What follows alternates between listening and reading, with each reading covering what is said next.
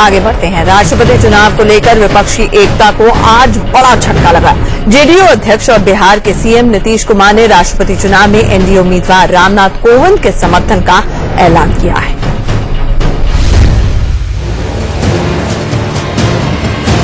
पहले शिवसेना और अब जेडीयू के समर्थन के बाद राष्ट्रपति चुनाव में रामनाथ कोविंद की जीत की राह और आसान हो गई है।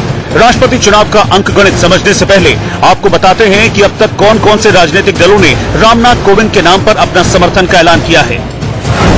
गैर एनडीए दलों में से बीजेडी, वाईएसआर कांग्रेस, टीआरएस और एआईएडीएमके पहले ही कोविंद को समर्थन का ऐलान कर चुके हैं। इस लिस्ट में अब जेडीयू का नाम भी जुड़ गया है। इतने दलों के समर्थन के बाद अब चुनाव का अंकगणित क्या कहता है, जरा वो देखिए। राष्ट्रपति चुनाव में कुल 10,98,882 वोट हैं। इनमें से एनडीए के पास फिलहाल 5,32,000 वोट मौजूद हैं। इनमें एनडीए के घटक शिवसेना के 25,893 वोट भी शामिल हैं, जबकि जीत के लिए जरूरी वोटों का आंकड़ा 5,49,442 वोटों का है। यानी एनडीए के पास इस आंकड़े से 17,442 वोट कम हैं। लेकिन गैर एनडीए दलों के समर्थन ने रायसीना हिल्स के लिए रामनाथ कोविंद की राह आसान कर दी है।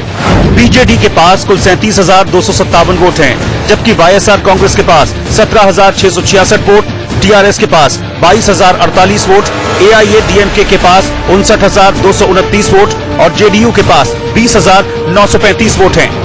इन सभी दलों के वोटों को मिला दें तो गैर एनडीए दलों का कुल 1,57,135 वोट एनडीए उम्मीदवार के पक्ष में आ गया है। इससे अब एनडीए के पास कुल वोटों का अंकगणित 6,79,135 वोटों तक पहुंच गया है। यानी जीत के आंकड़े से 1,39,693 वोट ज्यादा। विपक्ष अपने उम्मीदवार का फैसला गुरुवार को करेगा, लेकिन उसकी एक कवायद सिर्फ विपक्षी एकता का संकेत भर होगा, क्योंकि चुनाव का अंकगणित पहले से ही एनडीए के पक्ष में नजर आने लगा है। Bureau report, India news. JDU ने साफ कर दिया है कि राष्ट्रपति चुनाव पर वो कोविंद का समर्थन करेगी, जबकि बिहार में नीतीश की सहयोगी पार्टी आरजेडी के अध्यक्ष लालू यादव ने कहा है कि कल विपक्ष की बैठक में जो भी फैसला होगा वो उसके साथ चलेंगे। सभी विधायकों की एक मत से राय थी कि उनके लोकतंत्र की जो स्वस्थ परंपराओं का निर्वाह श्री कोविंद जी ने किया है, उसका आदर करते हुए उन्हें समर्थन दिया।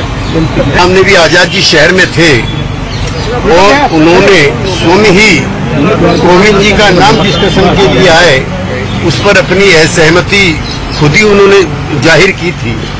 इसलिए अब कल की बैठक में जाने का कोई औचित्य नहीं बचा है। 22 तारीख को बैठक है, कल उसमें जो समर्थन होगा उसके साथ